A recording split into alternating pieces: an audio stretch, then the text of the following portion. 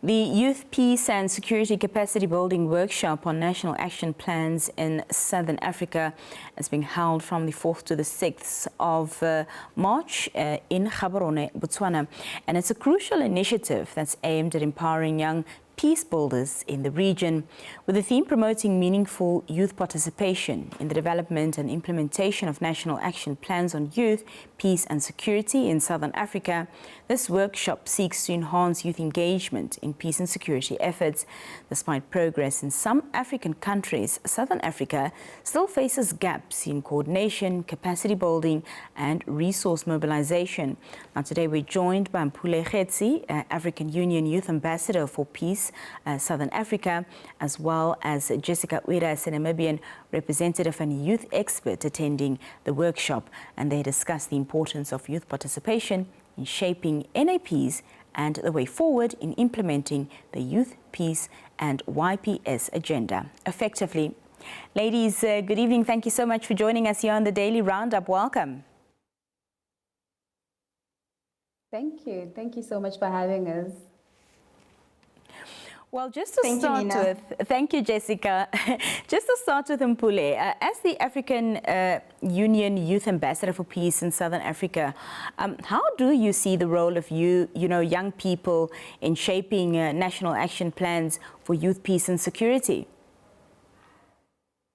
Thank you so much. And let me start by sort of introducing my role and what it entails. So there are 5 African Union Youth Ambassadors for Peace, each representing every region of Africa: North, East, South, West, Central, and I represent the Southern African region. And what we essentially do is that we are trying to represent young people when it comes to any high-level regional meetings or convenings that deal with youth, peace and security.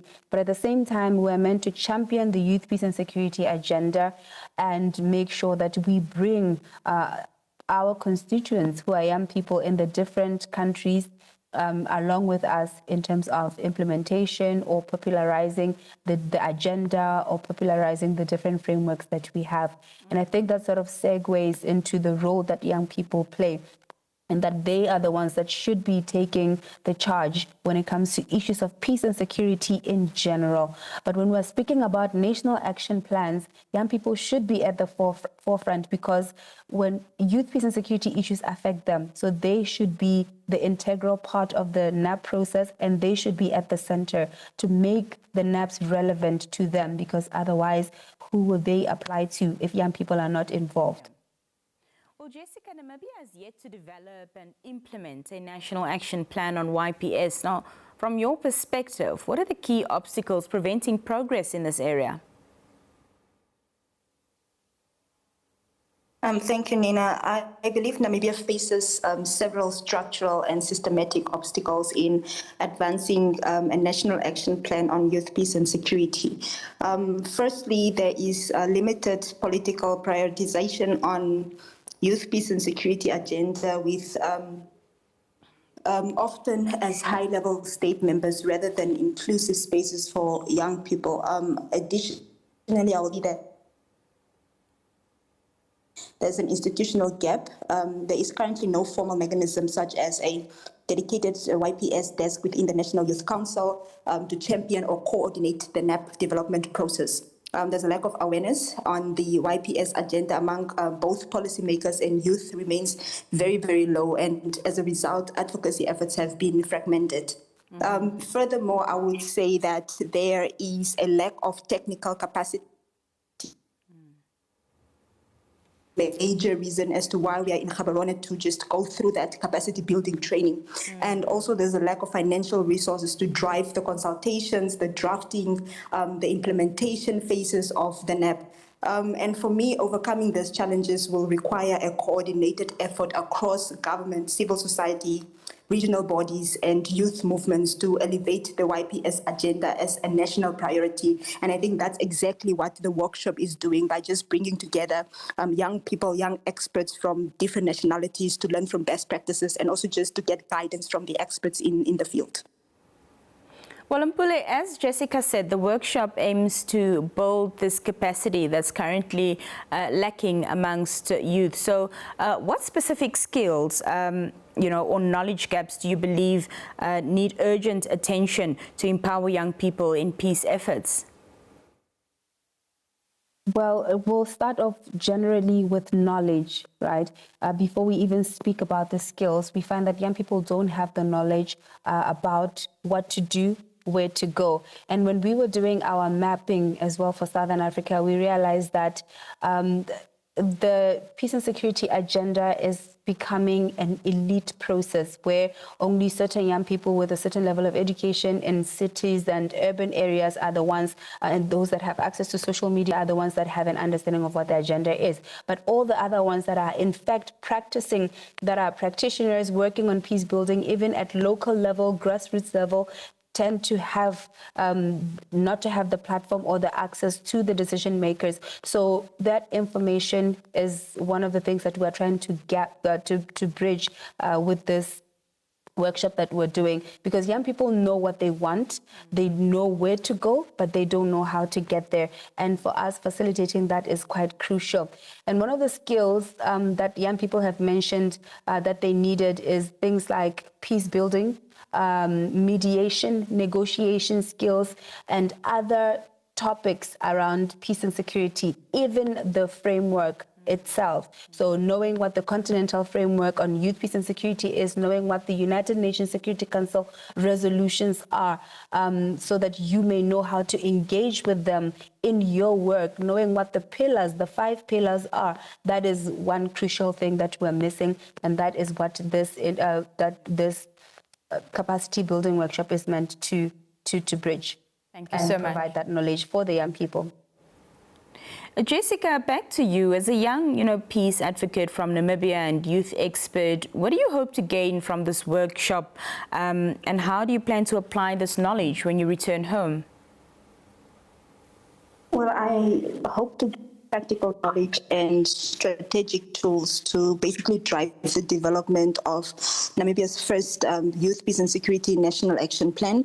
And I'm particularly interested in understanding the technical processes, stakeholder coordination, and just advocacy strategies that have worked in other contexts, and how this can be adopted in the Namibia's unique realities. The insights from regional peers, most importantly, who have successfully championed the NEPs, invaluable because we do learn from best practices. And upon returning home, my priority will be to mobilize a coalition of youth organizations, civil society actors, and government champions to advocate for the NAP development. I also aim to organize awareness campaigns and community dialogues to ensure young Namibians from diverse backgrounds understand their role in peace building and feel empowered to participate in shaping national peace policies. Nina, ultimately, this workshop is a launch pad for building a sustained youth-led movement for peace in Namibia. Well, ladies, we're almost out of time, but Mpule, perhaps you can talk to us about, what you believe the concrete steps should, Southern African countries take to ensure youth participation in the implementation of NAPs, and that it's not just symbolic, but truly impactful. I think the first thing that we need is actually political will, because without political will, without the countries committing themselves towards the youth, peace and security agenda, we cannot go anywhere.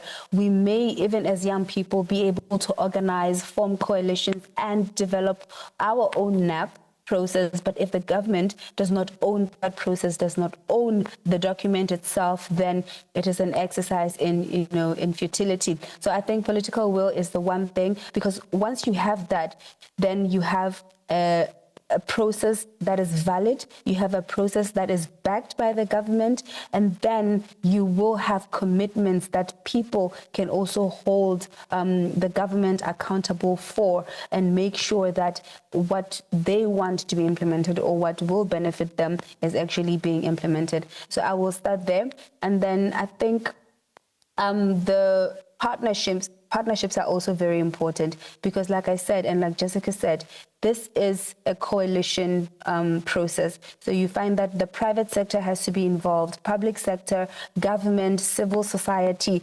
We need to make sure that everyone, even consider the different groups, people with disabilities, women, girls, are also part of this process to make sure that at the end of the day, when we look at what our outcomes are or when we look at our priorities, they don't leave anyone behind. And when we are implementing as well, we don't go 2 years into implementing and say, but there's a group that's actually missing and, we now have to go back and start the process again. So I would say inclusivity is key, political will is key, and actually committing to, creating a NAP that will be implemented, not just creating a document because the UN has a provision that says a NAP has to be developed, or the African Union has a provision within the Continental Framework for Youth, Peace and Security that says a NAP should be developed. And also make sure that your NAP is relevant. You cannot create a blanket NAP or don't take take examples of what other countries have done. You can look at other NAPs and see what priorities they've come up with, but you need to make sure that your own country's NAP is relevant. And the best way to do that is by holding consultations with young people, comprehensively consulting them, asking them, what should our NAP look like? What should it include? So that those issues at the end of the day, your NAP will be addressing those issues for them and promoting what is important to the young people and the stakeholders that support young people. Very valid points you raise there. Thank you so much, Mpule. Jessica, finally, how can workshops like this one create lasting impact beyond the event itself, ensuring that youth remain actively involved in shaping national peace policies? Very quickly. I believe we must establish clear follow-up mechanisms to track the progress of the ideas and commitments generated from the workshop. For me, this means building a national YPS advocacy coalition, as mentioned, that brings together youth organizations, civil society, and government, and to basically just ensure that even with the document, that it doesn't just collect dust, but we actually go forth and implement whatever we have stipulated in that document. So generally, that's what I would say, to just ensure that we become vehicles of lasting change. Jessica and Mpule, it was a pleasure having you with us. I hope Gaborone is treating you well, and thank you so much for your time this evening. Thank you so much, very Nina. much. Have a lovely evening.